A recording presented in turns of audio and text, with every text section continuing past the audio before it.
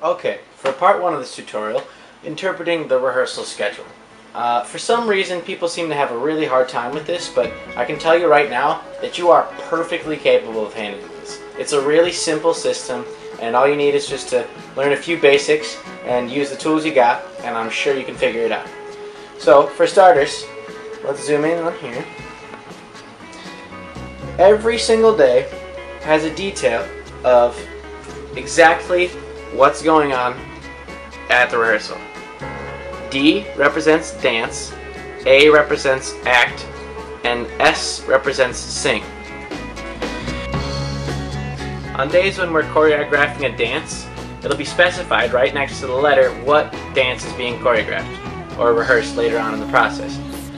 You go to the song list and you see, am I in Crazier Than You? If you are, then you go to the rehearsal. It's that simple. Also, you gotta look over to the right side. During rehearsals, frequently, different leads will be called to do vocal rehearsals. So that's why there's an S for singing. So you see, if your character's name is there, then you have to be at that rehearsal. Again, that's simple. Some days, like costume fitting and company meeting, are full cast rehearsals. In the case of the A for acting, every day has listed out right next to the A exactly what scenes are going to be blocked or rehearsed. You go to the scene list and you find, am I in scene or act 1, scene 2 through 6? If you're in any of those scenes, you need to be at the rehearsal. And finally, almost every week we have a full company singing rehearsal. This is a vocal rehearsal with the musical director, and everyone needs to be at that. That's why it says full company. You'll see some days have unique specifications of who needs to be at the rehearsal, like this. Act, sing, dance, act 1, leading characters only, or act, sing, dance, act 2, principal characters only. Those are the characters that on the cast list will be listed underneath principal characters, so the ones with the names. That's only who needs to be at the rehearsal. Up here, another example of a special case would be these rehearsals listed in gray highlighter. If you go to the back second page, you'll see all of these things that might be, special, different, new things are explained at the bottom. Gray highlighter, it says right here, equals company members have rehearsal from 3 to 4 p.m. Characters with speaking lines have rehearsal from 3:05 to 5:30. That's simple.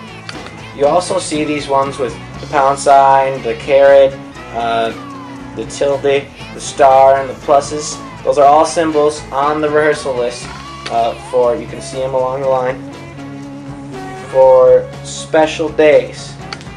And if you go back down, you can see Yom Kippur, Rosh Hashanah, home football games, which would already be listed on your conflict sheet. Technical rehearsals and final dress rehearsals specify special ending times for the rehearsal. And an important part right here. Rehearsals are as follows.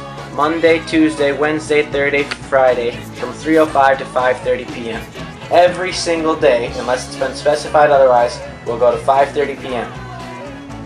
And that's really all you need. Just keep in mind the letters, act, sing, and dance.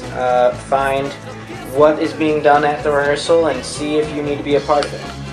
That's simple. Now you know how to use the rehearsal schedule for a GPAC musical production. Next, I'm going to talk about some stage basics. I'll split it up into two parts, stage placements and different directions you might get on the stage. So for starters, let's just talk about how the stage is broken up into sections. You can make a grid along the stage like this. And if you think of it like this, that the audience is here, okay, and this is the stage. The psych is back there. You don't really need to know what that is. So this is what we call center stage. That's with C. And then the left and the right is relative to the actor's perspective from the stage. So this is actually stage right, okay, and this is stage left. The next part comes from stages in more dated history, but old stages used to be called raked stages. They were actually elevated for different reasons, but the front of the stage was actually lower than the top of the stage. So this is what we call down stage. We'll say down, center, and this is upstage, up center. So since this is the right side and this is the left side, this will be down right and down left and up left and up right. Knowing where these places are is important, not only so you can be directed throughout the set and whatnot, but there are also specific lighting pools around the stage. There are 6 of them, where you need to be placed in order so that you can be seen and be lit. Furthermore, there are a couple other things you need to know about. Off here to the side is what is called the wing space. This is where actors wait to go on stage. Some prop tables might be stored back there, but it's really not a place to hang out. This is just where you enter and exit the stage from.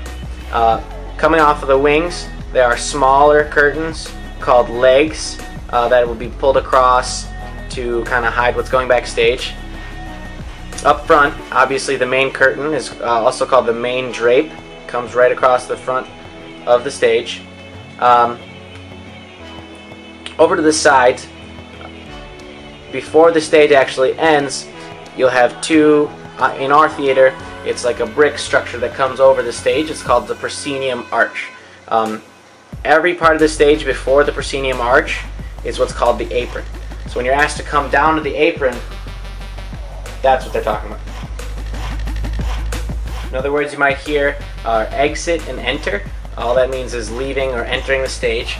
So if you're told to exit up left, you're going to go out the top left side of the stage.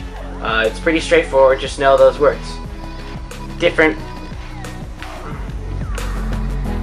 Now we'll talk a little bit more about actually getting directions on the stage. When you hear the word cross, frequently written as an X just for shorthand, that means moving essentially. So if you're told to cross to stage right and you're over here, you're gonna go to stage right. Okay, so real quick, a thing about moving on stage or just being on stage generally, you always want to be facing the audience as much as you can. So even when you're just standing on stage, it's called cheating out. You want to keep your face and your body toward the audience.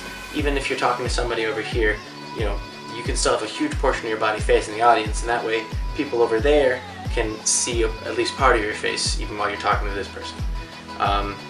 When it comes to moving on stage, crossing, across the stage, you want to make sure that if you have to turn around or go around someone, that you are doing it in a way that you can remain facing frontwards as much as you can. So, if there's a desk behind you that you have to cross behind, you're never going to want to turn this way and turn your back to the audience, because then you're speaking up stage, you're less audible, they can't see you. Instead, you want to turn like this so you can keep your entire body as facing front as possible. While I'm on the subject, I should throw out a couple more terms. These are things that have to do with your body orientation on stage. Sometimes there are special cases where you're directed to do either the opposite of what I just told you or something a little different. One of them words is called full front, which means literally you are just facing, your whole body is faced towards the audience. Some styles of theater require this. You don't make eye contact with the other people on stage, you just face full front. When you're completely sideways, which you might be asked to do, this is called profile, and then you could even be full back, which is turned the opposite way. Now we'll talk about during the rehearsal process, some of the notes you might get and some of the terms you might encounter and how you should interpret that and what you can do to help take the note as best you can. The first thing, just right out of the gate, the golden rule of taking notes is take the note. When you're told to change something or do something differently, you want to do it. You don't want to argue that that's what you did or that what you did was better or whatever. Take the note, write it down, think about it, and try to do something differently. And if they don't like that change, then they'll tell you and you can try something else. The first thing you might hear has to do with speaking. You might hear words like diction, articulation, volume. All these are different things that you'll be told if you need to speak more clearly. Diction and articulation are a similar kind of concept. Just making your consonants crisp, and your vowels open and smooth, and speaking loudly and clearly.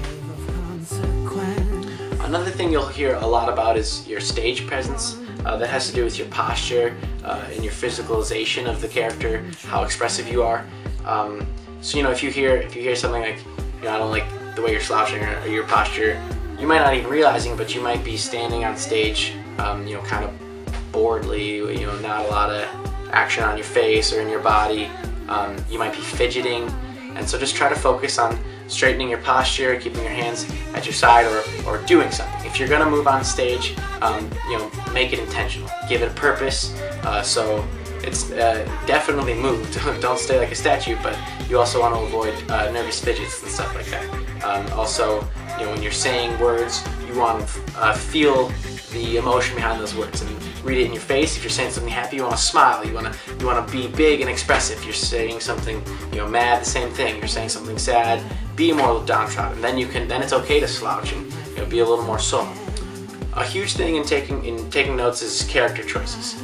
Generally, within the acting sphere, choices are good. No matter what they are, there's not really a such thing in the rehearsal process as a bad choice. As long as you choose to do something, make a bold choice, the directors will either like it or they won't, but they'll love that you're trying something. So as much as you can, you know, the rehearsal process is there so that you can practice and come up with, you know, new, fun, different approaches to the role. So in rehearsal, try to just do as much as you can. Try different sounds, different looks, different feelings, and that's, you know, why notes are so great, because that's the opportunity for you to get feedback about how those work, and then you can find the best one so that when it comes to performance time, you really nail it. And finally, again, this kind of ties to my opening remark. The most important thing is change.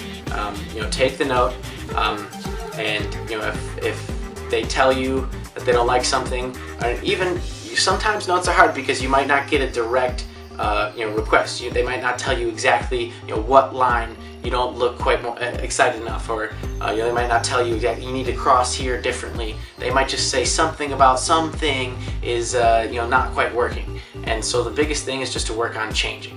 Whatever you can, just think about it in a new way and change. And if you keep changing, eventually you'll find something right, and it will give them more opportunities to give you, you know, a better, more specific note so that you guys can work together and make a great job.